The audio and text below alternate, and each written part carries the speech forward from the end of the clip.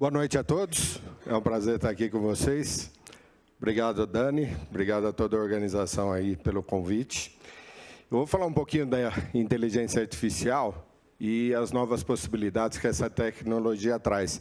Eu comentei com a Dani que foi muito difícil a gente segurar a edição da Veja, né, para casar com o evento aqui. Mas o último final de semana saiu essa matéria. De mão dadas... Está falhando um pouco ou não? Está bem? De mão dadas com a inteligência artificial. Eu achei interessante isso, porque tecnologia de inteligência artificial, isso começou na década de 50.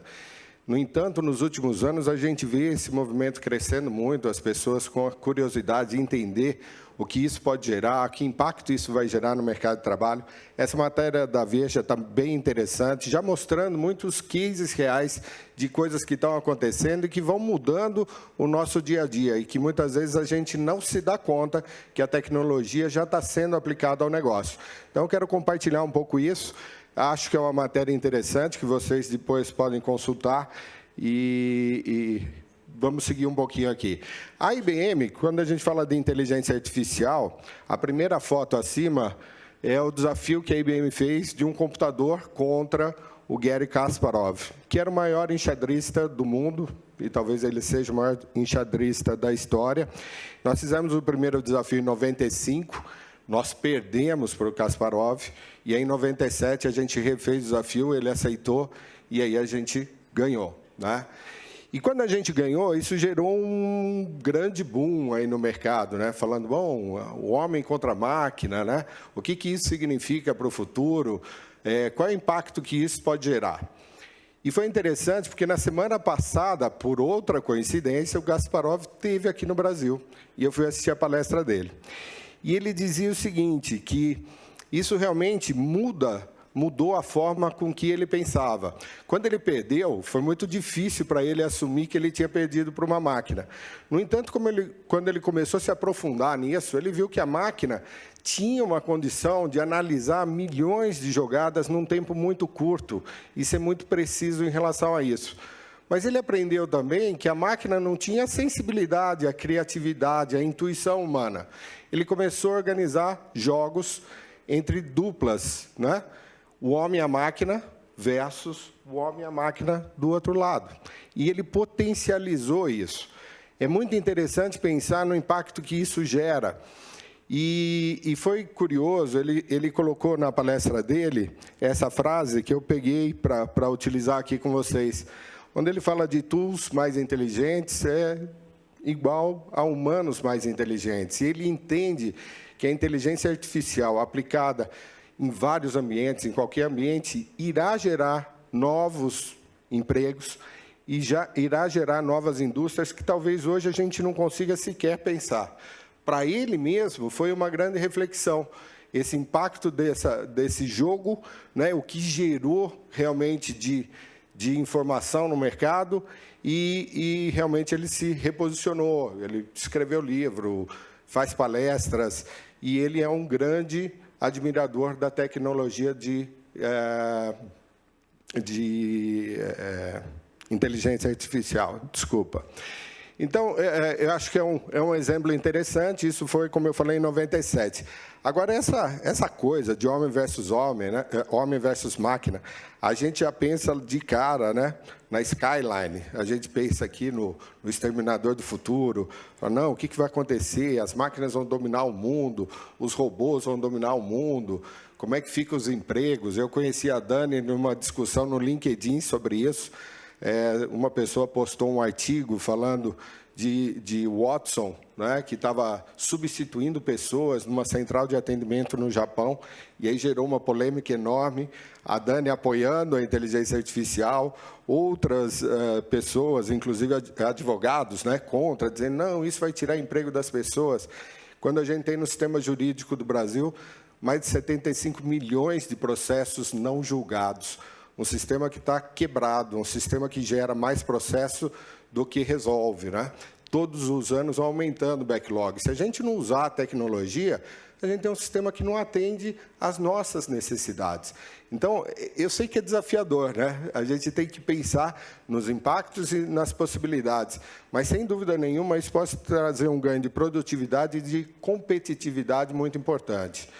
Eu achei legal compartilhar essa informação. Isso aqui foi uma matéria publicada no Estadão, com dados de 2015 e 2016, onde eles comparam alguns países fazendo uma análise de robotização no setor industrial e os efeitos no emprego. Notem que o primeiro país com maior robotização, a cada 10 mil trabalhadores, a Coreia tem 531 robôs. No entanto, eles têm somente 3,5% de desemprego. A Singapura, 398 robôs com 2,2%. Né? Se a gente olhar, os países desenvolvidos, eles estão usando a robotização, eles aumentam a sua produtividade, aumentam a sua competitividade e geram novos empregos. Empregos com um valor muito mais efetivo. Empregos, realmente, de pessoas que vão ter que se desenvolver, ter skill, desenvolver os seus skills. As empresas estão dispostas a fazerem isso, né? Porque tem profissionais muito bons. No entanto, isso não quer dizer que não tenha que haver a robotização, né? A colocação de inteligência artificial em processos de produção, em processos de negócio. O Brasil é apenas o 24º, com 10 robôs a cada 10 mil. No entanto, a gente tem mais de 11% de desemprego. Então, eu acho que é um tema interessante para a gente refletir. Segunda coisa que hoje em dia está sendo muito utilizado essa expressão, né, de VUCA. Quem já ouviu falar de VUCA? Muito bem.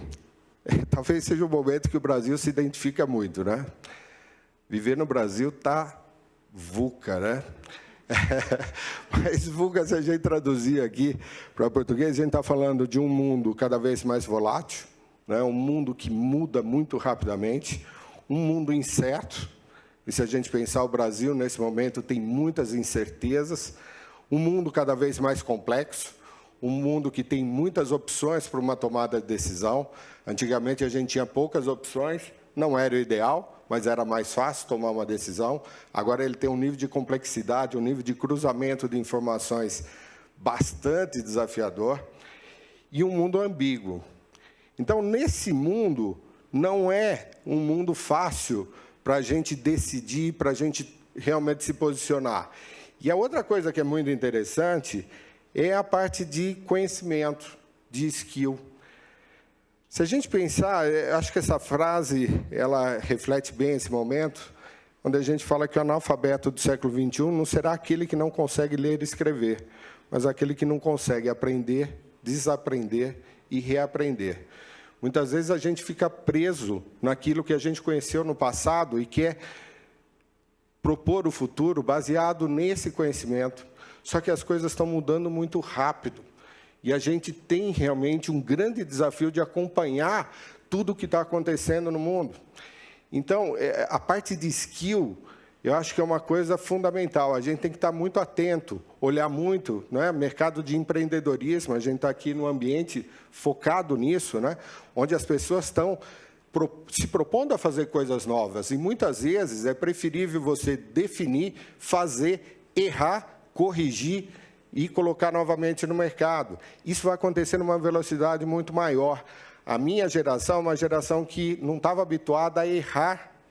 As gerações mais novas, você pega uma tecnologia nova, testa, deu errado, começa de novo. É muito mais simples. E aqui o aprender, desaprender e reaprender é fundamental.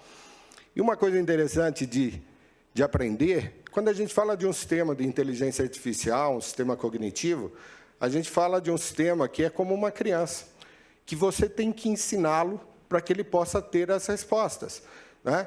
E uma coisa mais interessante que eu vi recentemente é que um adulto faz, em média, 30 a 50 perguntas por dia.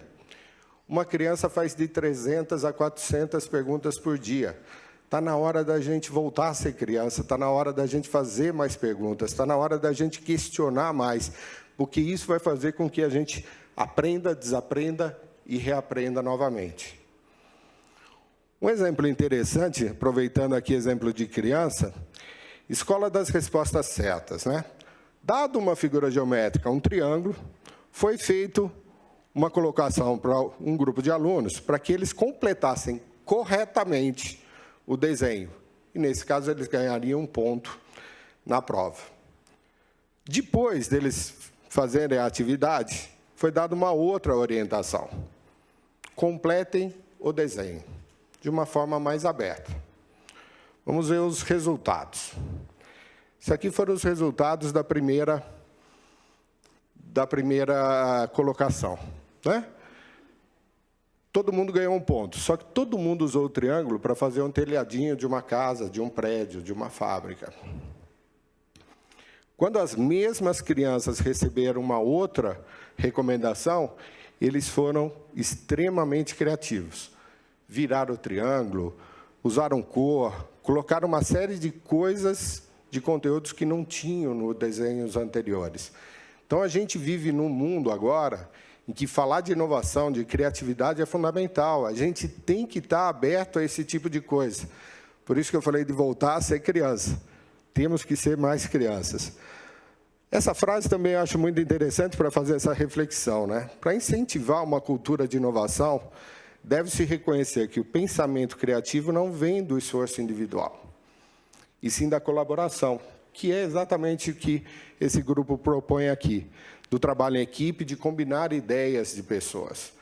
Então, acho que é fundamental esse trabalho. Ninguém tem o conhecimento necessário para fazer as transformações que a gente precisa, mas juntos somos mais que um. Então, esse tipo de reflexão é fundamental. Eu acho que realmente isso muda a forma da gente trabalhar. Eu tive a oportunidade, agora no final de semana, de ir para o Rock in Rio. E no Rock in Rio, alguém foi para o Rock in Rio aqui? Quando eu entrava, ao lado esquerdo, tinha uma área de games, né, que era Game XP. Interessante, a área de game ela é maior no mercado mundial, ela é maior do que a área de filmes e músicas juntas. É um mercado gigantesco. A área de games teve 50% das pessoas que foram ao Rock in Rio passaram na área de game. Foram 630 mil pessoas que passaram pelas catracas da Game XP. E a IBM participou de um concurso de cosplay. Alguém tem ideia do que é cosplay? Levante a mão quem conhece. Muito bem. O que nós fizemos lá com o Watson, com o sistema de inteligência artificial? Nós colocamos uma função de reconhecimento de imagem. Então, a gente treinou o Watson com os personagens de games e depois a gente pegava, então, os concorrentes, fotografava em diversas posições e o sistema fazia uma avaliação. Ele funcionou como um jurado. Tinham 3 pessoas, mais o Watson. O Watson fazia uma pontuação, olhando a roupa, as cores, se as cores estavam iguais às dos personagens, os acessórios. Então, esse tipo de solução. Isso, para o ambiente de negócio, faz muito sentido, né? E essa pessoa que está aqui agachada foi a pessoa que foi a ganhadora do evento lá. Agora, inteligência artificial é muito importante, mas tem uma outra informação, que são os dados. Os dados são o recurso natural do século XXI. As novas tecnologias proporcionam um volume de dados assustador. A gente está falando da nuvem, de mobilidade, os nossos smartphones, os tablets, as redes sociais, internet das coisas. Na Veja fala muito de casos entre o carro se comunicando com a geladeira, vendo se tem a comida que a pessoa está indo para casa. Se não tiver comida, faça um pedido de uma pizza, receba a pizza em casa. Tudo isso é possível, gente. Se quiser fazer isso hoje, dá para fazer. Então, a gente tem que estar muito atento, porque as tecnologias estão mudando, e isso muda completamente o modelo de negócio das empresas. Hoje são gerados 2,5 bilhões de gigabytes diariamente. Quem tem capacidade de absorver isso?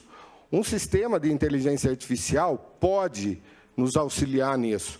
O que a gente coloca do homem da máquina, né, ou do homem de um sistema, é realmente o sistema funcionar como um assistente para que os especialistas possam tomar a decisão. Um médico sendo assessorado pelo Watson Health, por exemplo, onde a gente tem toda a literatura da medicina carregada nessa máquina, ela faz um diagnóstico, manda para o médico, e o médico toma a decisão de qual é o melhor procedimento a ser adotado. O mercado mudou rápido. No passado, a gente tinha uma era de produto, ciclo de desenvolvimento, né, e maturação de um produto era de 8 a 25 anos. Com a era da informação, esse ciclo diminuiu muito, para um período de 3 a 8 anos. E entramos numa era de disrupção, de 1 a 3 anos. Quer dizer, você lança um produto e você tem um ciclo muito curto para tomar proveito daquilo, porque logo em seguida vem outro que toma o seu lugar. Se você não inovar, se você não lançar um novo produto, um novo conteúdo.